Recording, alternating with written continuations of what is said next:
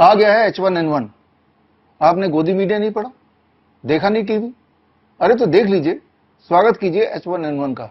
एक साथ पढ़ लेते हैं कि क्या खबर है। ये आज के अखबार है, अगर आप देख पा रहे हैं इसको, एक बड़ा सा न्यूज है, अंदर के पेज में है। ये धीरे धीरे ये पेज अंदर के पेज से ये जंप करता हुआ थोड़े दिन में, 2-4 दिन 5 दिन में ये आगे के पेज में आने ही वाला है।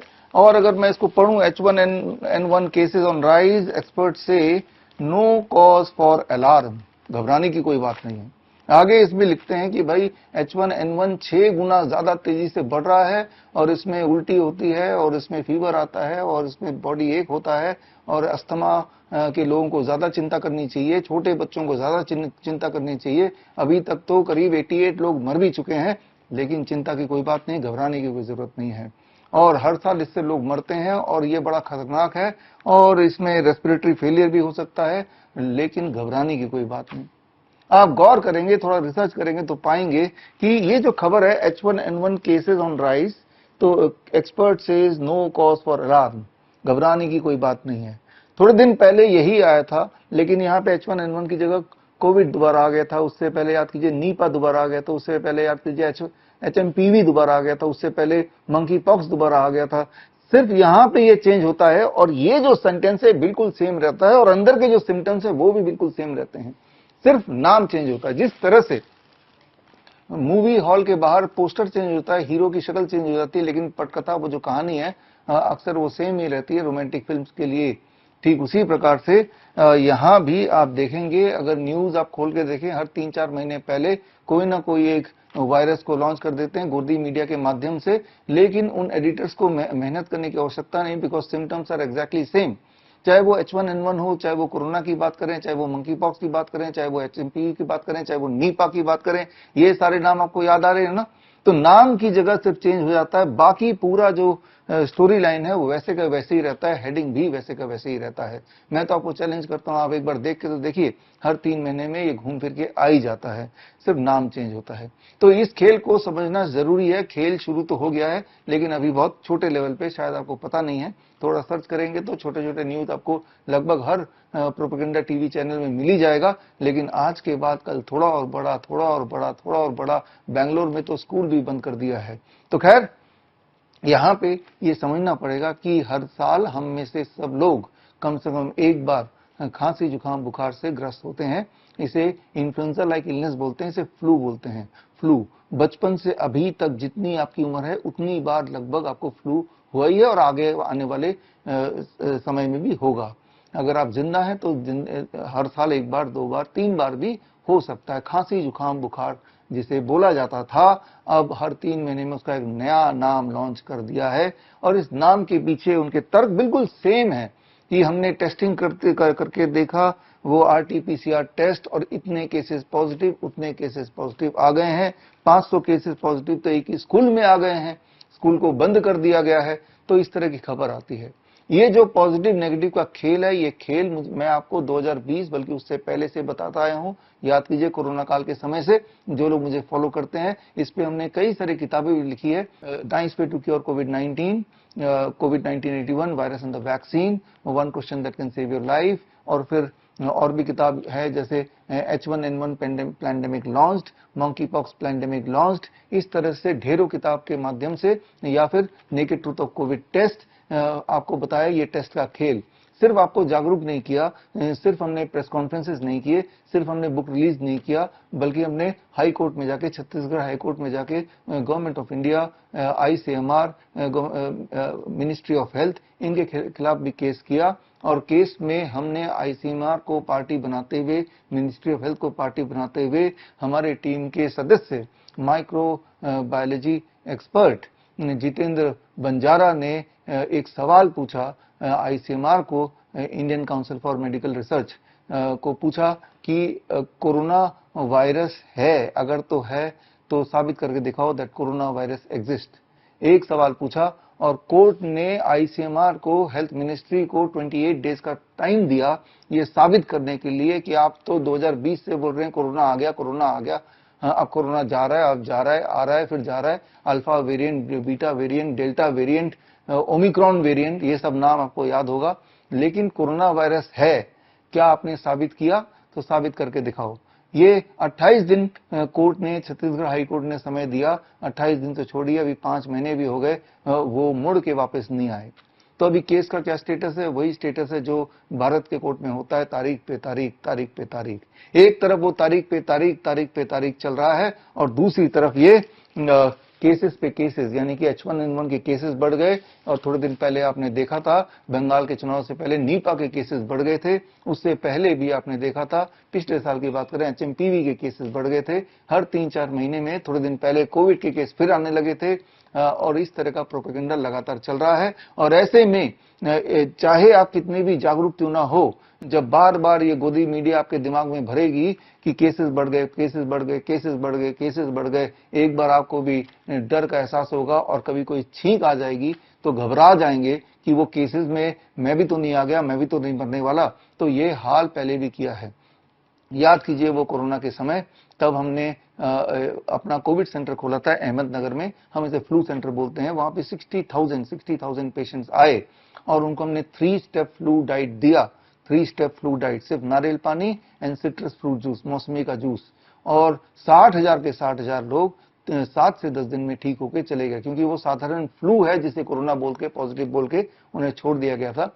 और इवन आयुष मंत्रालय ने हमारे उस कोविड सेंटर में आके, हम इसे फ्लू सेंटर बुलाते हैं, और आके उन्होंने ऑब्जर्वेशन स्टडी किया। और ऑब्जर्वेशन स्टडी जो आप स्क्रीन पे देख रहे हैं, और उसको चाहे तो स्क्रीन पे दिए हुए लिंक में जाके आप पूरा स्टडी पढ़ सकते हैं, उनका आयुष मंत्रालय का, जिनमें उन्होंने माना कि गंभीर से गंभीर इन्फ्लुएंजा लाइक इलनेस या कोरोना के केसेस में भी 3 स्टेप फ्लू डाइट से 3 से 7 दिन में अधिकतर लोग पूरी तरह ठीक हो जाते हैं, बिना किसी साइड इफेक्ट के। ना तो कोई मरा, और ना ही कोई साइड इफेक्ट हुआ, ना कोई दवाई दी गई, और सब लोग हेल्दी होके चले गए। और इन फ्यूचर अगर कोई इन्फ्लुएंजा लाइक इलनेस आएगा, जैसे कि H1N1 का नाम बोल रहे हैं, जो खांसी जुकाम बुखार ही है, तो हम ये वाला डाइट रिकमेंड करेंगे। ये तो उन्होंने 2022 को अपनी रिपोर्ट निकाली थी, और रिपोर्ट निकालने के बाद अभी 2026 भी आ गया। अभी तक आपको पता चला उस रिपोर्ट का? वो रिपोर्ट का सिर्फ पता मुझे चला है और हमारी टीम को चला है, या इस तरह की वीडियोस के माध्यम से आप तक वो रिपोर्ट पहुंचाया है, तो आपको पता चला है। सोच के देखिए, अगर वाकई में इतना भयंकर H1N1 का प्रकोप आ गया है, तो वो 3 स्टेप फ्लू डाइट, जिन्होंने खुद ही ऑब्जर्वेशन स्टडी करके माना कि पूरी तरह ठीक कर सकता है किसी भी इन्फ्लुएंजा लाइक इलनेस में, तो वो फ्लू डाइट का रिकमेंडेशन क्यों नहीं है? तो खैर, ये मामला है। अगर आप इस तरह के गोदी मीडिया के डिटेल में न्यूज में जाएंगे, तो आगे जाके उन्होंने लिखा कि अब तो इन्फ्लुएंजा वाला वैक्सीन ले लेना चाहिए, बच्चों को लेना चाहिए, प्रेग्नेंट वुमेन को लेना चाहिए, बड़ों को लेना चाहिए, डायबिटीज वाले को लेना चाहिए, जिसको डायबिटीज नहीं उसको भी लेना चाहिए। तो खेल आपको आप कनेक्ट कर ही पा रहे होंगे, जिस तरह से वो 2 डोज आपको लगे, उसके बावजूद भी आप जिंदा हैं। लेकिन मैं तो शर्त से बोल सकता हूं कि आपकी हेल्थ वैसी ही नहीं रही होगी जैसे हेल्थ थी इस दोनों डोज लगाने से पहले। और खास तौर पर उन्होंने जो तीसरा डोज भी लगा लिया, उनकी हालत तो और पतली हो गई है, और आप देख भी रह के कार्डियक अरेस्ट, हार्ट अटैक ये हो ही रहा है। और कई लोग हमारे इस तरह के वीडियो के कमेंट में लिखते हैं 2 तरह के क्वेश्चन, अरे तब आप कहां थे जब कोरोना का वैक्सीन लग रहा था, तब क्यों नहीं आपने जागरूक किया? अरे हमने जागरूक किया, हमने तो कई किताबें निकाली, प्रेस कॉन्फ्रेंसेस किए, सेमिनार्स किए, इस तरह के वीडियोस बनाए, हजारों वीडियोस बनाए। हमारे तो हर शहर में एक nice expert, network of influenza के एक्सपर्ट्स उस वक्त थे और आज भी हैं, और जिन्होंने घर घर जाके लोगों के मास्क उतार के उनको समझाया कि खांसी जुकाम बुखार को ही कोरोना का नाम दिया गया है, और सिर्फ 3 स्टेप फ्लू डाइट आप कर लो, जो मैं आपको बताने जा रहा हूं क्या है 3 स्टेप फ्लू डाइट। और लाखों लोग ठीक हुए, और जो लोग ठीक हुए हैं इसी वीडियो के कमेंट में वो डालें, ताकि जो लोग उस वक्त मुझसे कनेक्ट नहीं कर पाए हो, उन्हें ये समझ आए कि उस वक्त हमने कोशिश की थी आप तक पहुंचने की, जैसे आज मैं कोशिश कर रहा हूं। लेकिन इस तरह के वीडियोस को या तो सरकार ब्लॉक कर देती है या फेसबुक ब्लॉक कर देता है, ताकि सही चीज आप तक पहुंचे ही ना, सही इंफॉर्मेशन आप तक पहुंचे ही ना। तो अब बारी आती है वो 3 स्टेप फ्लू डाइट क्या है। ये समझने की बात है, जैसे ही आपको खांसी जुकाम बुखार आए या बॉडी एक साथ में हो, तो सबसे पहले इमीडिएटली आप 3 स्टेप फ्लू डाइट 3 दिन तक करेंगे। और 3 दिन तक कैसे करेंगे? डे 1, इसे हम बोलते हैं लिक्विड डाइट, लिक्विड डे। सारा खाना पीना छोड़ के एक फॉर्मूला याद रखिए, बॉडी वेट बाई 10, यानी कि आपका बॉडी वेट 60 kg है, तो बाई 10 दैट बिकम 6, यानी कि पहले दिन 6 ग्लास नारियल पानी लेना है और 6 ग्लास मौसम्बी या अनारस का जूस लेना है ताजा, पूरे दिन भर में, बस और कुछ नहीं लेना, पानी पी सकते हैं। ये हो गया डे 1। डे 2 डे 2 का फॉर्मूला याद रखिए, that is body weight divided by 20, यानी कि body weight 60 kg divided by 20 अगर है तो दैट बिकम्स 3 नारियल पानी पूरे दिन भर में, 3 सिट्रस फ्रूट जूस पूरे दिन भर में, और साथ में 300 ग्राम टमाटर खीरा टुगेदर। ये हो गया डे 2, जिसे हम फ्लूइड यानी कि लिक्विड और सॉलिड का कॉम्बिनेशन हो गया। डे 3 फॉर्मूला फिर चेंज हो जाएगा and day 3 is body weight divided by 30। Body weight अगर आपका 60 kg divided by 30 that becomes 2, यानी कि 2 ग्लास नारियल पानी और 2 ग्लास सिट्रस फ्रूट जूस ये आपको लेना है, that becomes your breakfast. 4 glass lunch हो जाएगा, दैट इज 300 ग्राम टमाटर खीरा का, और बाय डिनर आप ठीक हो चुके होंगे मोस्ट लाइकली, यानी कि नॉर्मल घरेलू घर का बना हुआ स्टैंडर्ड भोजन, वेजिटेरियन भोजन लेना है। 3 दिन में बात ही खत्म हो जाती है, करके देख लीजिए। और अगर साथ में फीवर भी है और फीवर तेज है, गलती से भी आप पैरासीटामोल मत लीजिए। पैरासीटामोल आपके फीवर को लेंदन करता है, आपके सफरिंग को और लंबा खींचता है, और कई बार तो लिवर फेल कर देता है, डेफिनेटली लिवर फेल करता है। इस दुनिया में 50% से अधिक के एक्यूट लिवर फेलियर का कारण सिंगल दवा है, वो है पैरासीटामोल। तो करना क्या होगा, जैसे ही फीवर का लक्षण आपको आए या फीवरिश लगे तो आपको lower leg hot water immersion 30 minute के लिए करना है। यानी कि एक बाल्टी लीजिए और बाल्टी में गर्म पानी भरिए 42 डिग्री सेल्सियस। आपको एक थर्मोमीटर खरीदना है, बॉडी को टेम्परेचर नापने के लिए नहीं, पानी का टेम्परेचर नापने के लिए। 42 डिग्री सेल्सियस वाले पानी में जैसे मैं बैठा हूं, आप बैठेंगे चेयर पे और दोनों पैर पानी के, गर्म पानी के बाल्टी में रख देंगे, आधे घंटे रहेंगे। पानी का टेम्परेचर जरूर मेंटेन करना है जुगाड़ से। जब आप करेंगे तो आपको एहसास होगा कि जो फीवर पैरासीटामोल से भी 1 घंटा 2 घंटे में कम होता था, वो आधे घंटे में बड़ी तेजी से खत्म होगा, और पैरासीटामोल लेने के असर खत्म होने के बाद फीवर वापस आ जाता था, लेकिन इस केस में मोस्ट लाइकली वापस भी नहीं आएगा। आएगा तो एक बार फिर से कर लीजिए। और इस तरह से आप देखेंगे जिसे इतना बड़ा खबर बना रहे हैं वो 1 से 3 दिन के अंदर कैसे हवा हो जाती है। तो ये है 3 step flu diet in combination with lower leg hot water immersion. इस पे हमने कई सारी किताबें लिखी हैं। आप हमारे वेबसाइट shubh.com/ebook में जाएंगे तो ये सारी किताबें आपको फ्री डाउनलोड में मिल जाएंगी। वैसे अमेजन में, फ्लिपकार्ट में, अलग अलग जगह पे वैसे ऑनलाइन खरीद भी सकते हैं। तो ये सारा और सारे के सारे जो भी कुछ मैंने बताया विद ऑल द एविडेंसेस भी हैं। अगर पूरे सबूतों के साथ आपको ये पढ़ना है, जानना है कि ये क्यों काम करता है, कैसे काम करता है, साइंटिफिक एविडेंस क्या है, तो आप मेरी किताब पढ़िए वर्ल्ड्स बेस्ट DIP डाइट। इसके सेकंड सेक्शन में हमने पूरा कि किसी भी तरह का अगर फीवर है, खांसी जुकाम बुखार है या इन्फेक्शन है तो यही करना है 3 दिन में। मोस्ट लाइकली हमने तो देखा है लाखों पेशेंट्स पे कि वो लोग कितनी फास्ट ठीक होते हैं, जादू की तरह ठीक होते हैं बिल्कुल, और तीसरे दिन तक तो ऐसा लगता है जैसे कुछ हुआ ही ना हो। तो इतना सिंपल सोल्यूशन, इतना घरेलू सोल्यूशन, इतना रिजल्ट ओरिएंटेड सोल्यूशन और साइंटिफिक एविडेंस के साथ और मिनिस्ट्री का खुद का आजमाया हुआ सिस्टम होने के बाद भी उस मेथड को दरकिनार करके इस तरह के घपले वाले न्यूज डालते हैं, और फिर जब कोर्ट तक पहुंच गए तो वहां पे जवाब देना नहीं है, उसको इग्नोर करते हैं। तो इसमें आपको समझना होगा कि आज की तारीख में आपको खुद का डॉक्टर बनना होगा। अगर आप सोचते हैं कि कोई हेल्थ अथॉरिटी या कोई डॉक्टर आपको सच बताएगा, वो कभी बताना नहीं वाला, वो तो उसी सिस्टम का एक छोटा सा पार्ट है। तो यहाँ पे ये करना होगा to become your own doctor. You can join my CIM certificate in integrated medicine. ये 3 महीने का ऑनलाइन ट्रेनिंग प्रोग्राम है, सर्टिफिकेशन श्रीधर यूनिवर्सिटी से आपको मिलेगी। और इस 3 महीने की ट्रेनिंग प्रोग्राम में आप ये समझेंगे कि अलग अलग तरह के बीमारियों में, चाहे वो लाइफस्टाइल डिजीज हो या इन्फेक्शियस इलनेस हो, किस प्रकार हम अपने डाइट और लाइफस्टाइल को चेंज करके very fast, very effectively and safely and long lasting तरीके से हम अपने आप को घर पे ही हील कर लें। तो आप में से वो लोग जो ऑलरेडी CIM का कोर्स कर चुके हैं या जो DIP डाइट पे हैं या जिन्होंने 3 स्टेप फ्लू डाइट आजमाया है, तो उसके रिजल्ट जो भी हैं, वो उससे फायदा हुआ, नुकसान हुआ, वो सारा कुछ इसी के कमेंट में लिखिए ताकि बाकी लोगों को सच सामने आए। मैं ये नहीं बोल रहा हूं कि तारीफ में लिखिए, अगर फायदा नहीं हुआ तो भी लिखिए और बाकी लोग ये कमेंट पढ़ें, जिससे आपको जागरूकता मिलेगी कि वाकई में ये काम करता है और हर बार काम करता है और फास्ट तरीके से काम करता है।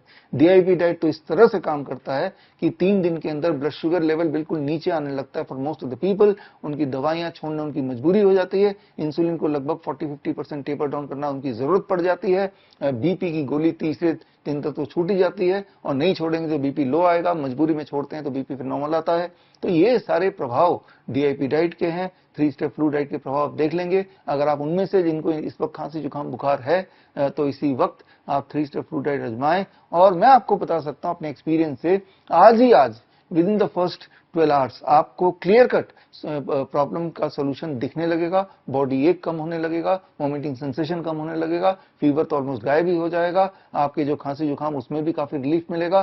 तो जो सिम्टम फ्लू के होते हैं, जिसे कभी H1N1 का नाम दे देते हैं, कभी H1N2 का नाम दे देते हैं, कभी नीपा का नाम से बुलाते हैं, कभी कोरोना बुलाते हैं, ओमिक्रॉन बुलाते हैं, actually these are all influenza like illness. और ये जो टेस्ट का खेल है, ये पूरा खेल समझना है किस तरह से कोई इंसान पॉजिटिव नेगेटिव आता है, तो मेरी किताब जरूर पढ़िए, that is naked truth of Covid test.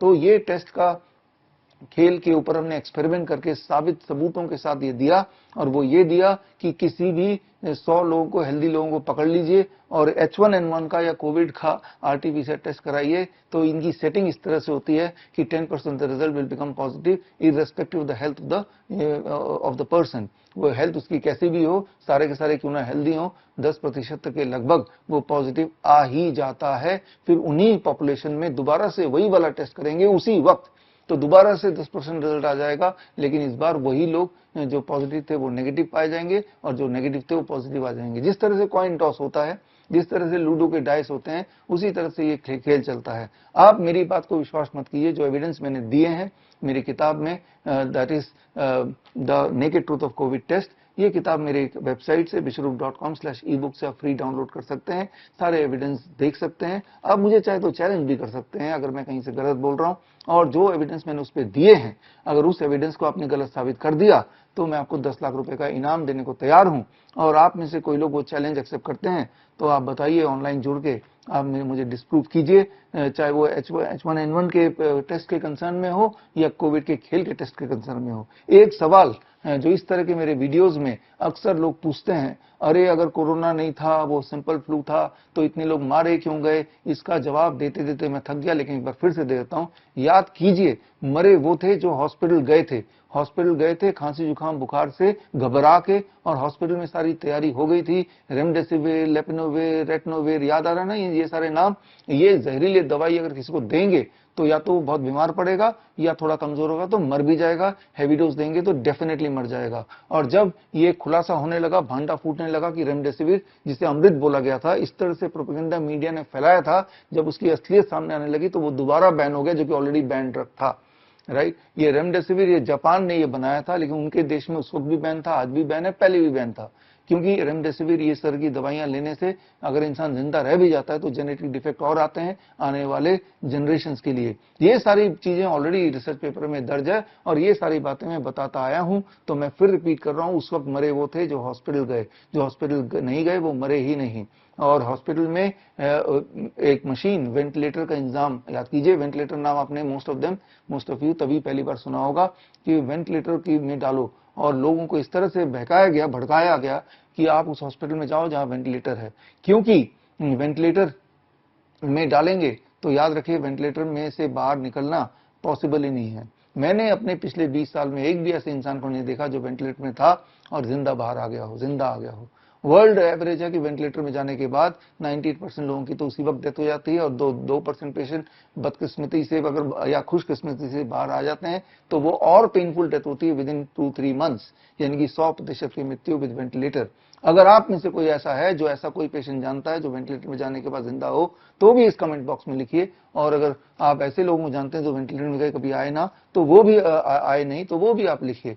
दूध का दूध पानी का पानी हो जाएगा, थोड़ा रिसर्च आप करके देखिए। तो मैं फिर बोल रहा हूं कि मरे वो थे जो हॉस्पिटल गए थे, वहां वो सारे इंतजाम थे, कहीं भांडा ना फूट जाए कि कैसे मरे हैं, कोरोना से मरे हैं या इस वेंटिलेटर की वजह से मरे हैं या फिर वो रेमडेसिविर की वजह से मरे हैं। इस बात को छुपाने के लिए एक नया बहाना बना दिया कि कोरोना इसके बॉडी में चला गया है, इसको अगर ले जाएंगे डेड बॉडी को तो कोरोना पूरे दुनिया में फैल जाएगा।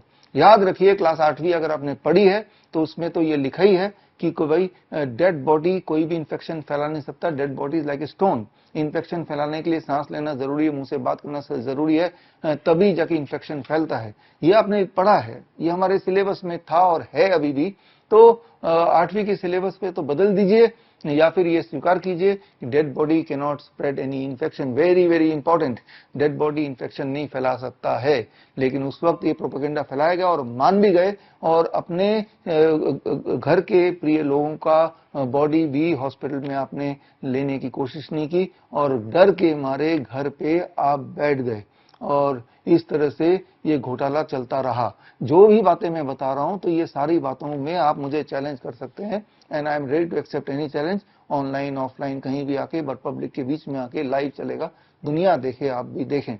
ये सारी बातें मैं आपको याद इसलिए दिला रहा हूं क्योंकि मुझे पता है कि ये आप अभी जो ये प्रोपेगेंडा मीडिया में आ रहा है, इनके अगर जो टेलीविजन चैनल्स के यूट्यूब चैनल में जाएंगे तो आप देखेंगे कि, या फिर इस तरह के और न्यूज जो पहले आए थे उनकी न्यूज टेलीविजन के यूट्यूब चैनल में जाएंगे तो देखेंगे कि उनके सोशल मीडिया में लोगों ने कितना ज्यादा मजाक उड़ाया है, कितना ज्यादा इनको गालियां दी हैं, क्योंकि अब लोगों में जागरूकता फैल गई है और लोगों को पता चल गया है कि जब भी कभी कुछ बड़ा कोई भारत में इशू आता है, उस इशू को दबाने के लिए वो कोरोना ले आते हैं, कभी H1N1 ले आते हैं, कभी वो नीपा ले आते हैं। इस तरह का कुछ ना कुछ न्यूज पहले पीछे वाले पेज में होगा, फिर तो आगे वाले पेज में होगा, फिर बड़ा बड़ा आने लगेगा, फिर मोबाइल के रिंगटोन में आने लगेगा। इस तरह से एक साइकोलॉजिकल वॉर चल रहा है। इससे बाहर निकलना आपके लिए जरूरी है, और उसके लिए जरूरी है you have to become your own doctor. अपना डॉक्टर बनना है और अपना ही दवाई बनानी है। अपनी दवाई आप कैसे बनाएंगे? याद रखिए, दुनिया का जो सबसे पावरफुल दवाई है वो है नीम का पेड़। नीम का पेड़, नीम के पत्ते, नीम के छाल, नीम के तेल, इनके परमुटेशन कॉम्बिनेशन से हजारों तरह की दवाइयां बना सकते हैं। हर तरह के छोटे बड़े बीमारी में काम आ सकती है। नीम का पेड़ आपके घर के आसपास तो जरूर होगा। तो नीम के पेड़ को कैसे यूज करना है, उसके पत्तों का पाउडर, उसके छाल का पाउडर, उसका तेल, उसके लिए मेरी किताब green gold the Neem pharmacy पढ़ लीजिए। और कोई बुखार हो, कोई खांसी हो, कोई जुकाम हो, किसी तरह का पेन हो, किसी तरह की ब्लीडिंग हो, किसी तरह का इन्फेक्शन हो, तो आपके पास दवाई है, और ये एविडेंस बेस्ड दवाई है। आप green gold the Neem pharmacy पढ़िए मेरी किताब, अमेजन पे, फ्लिपकार्ट में। और आप में से वो लोग जो बहुत सीरियस है नीम को लेके, तो वो मेरे कोर्स भी कर सकते हैं, CNTP सर्टिफाइड नीम थेरेपी प्रैक्टिशनर कोर्स। 1 महीने का ऑनलाइन ट्रेनिंग प्रोग्राम है, घर बैठ के ही करना है, और सर्टिफिकेशन प्रोग्राम है श्रीधर यूनिवर्सिटी से। और ये जब कर लेंगे तो आप पाएंगे कि आपके घर के पास ही फ्री फंड का दवाई है, जो फास्टेस्ट है, सेफेस्ट है, लॉन्ग लास्टिंग है, फ्री में भी है। तो अगर आप सोचें तो मैं ये बताना चाहूंगा that you don't need medication, you just need education. All the best, thank you, जय हिंद। बड़ी से बड़ी बीमारी का आसान से आसान इलाज घर बैठे ही हो सकता है। अधिक जानकारी के लिए कांटेक्ट करें nearest doctor BRC clinic @home।